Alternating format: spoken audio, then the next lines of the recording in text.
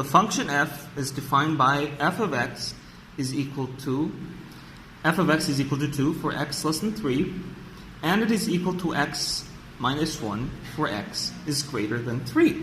So what is the value of integrating the function on the bounds from 1 to 5?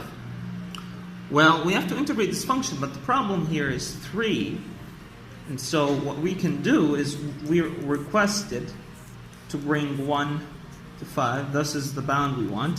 What we can do instead is say, okay, the problem is at 3. No problem. We're going to integrate till 3 for f of x dx, plus integrate from 3 all the way to 5 of f of x dx.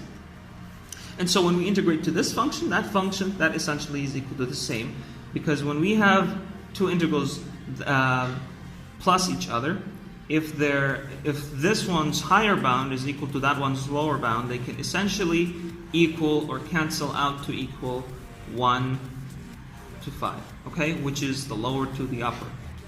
And so let's find what this is. Let's say, okay, when x is less than 3, then we have 2, so this is going to be equal to 1 to 3 of 2 dx. And don't be worried when we don't have an x here, there actually is. Plus 3 to 5 of f of x dx from 3 to 5, which is going to be this interval right over here. So we're going to use that function, dx. And so when I said there's an x over here, this is not a Halloween video actually. What I mean is there is an x here which is powered 0, and so we're going to plus 1 as of this rule right over here.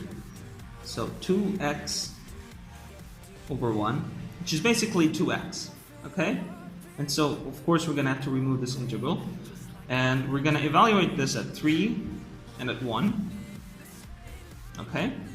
Plus this integral, which is going to be x power 2 over 2 minus x. And we're going to evaluate this at 5 and 3. And a common mistake people do is they forget to evaluate. They bring this plus that, and they evaluate the whole thing at 5 and 3, and that is incorrect. Okay, so what I'm going to do here is 2 evaluated at 3 minus evaluated at 1. So we're basically entering x is equal to this. Okay, plus, when this is equal to 5, power 2 over 2, minus, still we're evaluating. And once we have this, we're not done yet.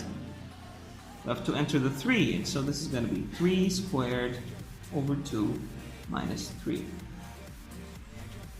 Okay, this plus that. And so this is going to be 6 minus 2, it's going to be a 4. Okay, and we have 25 over 2, which is going to be 12.5. 12.5 minus 5, we have a 7.5 in this instance. Still don't want to put it here. Minus 9, this is going to be 9 divided by 2 is 4.5 minus 3, which is 1.5. And so 7.5 minus 1.5 is going to be 6. So 4 plus 6 is equal to 10. And do we have that in our answer choices? Yes.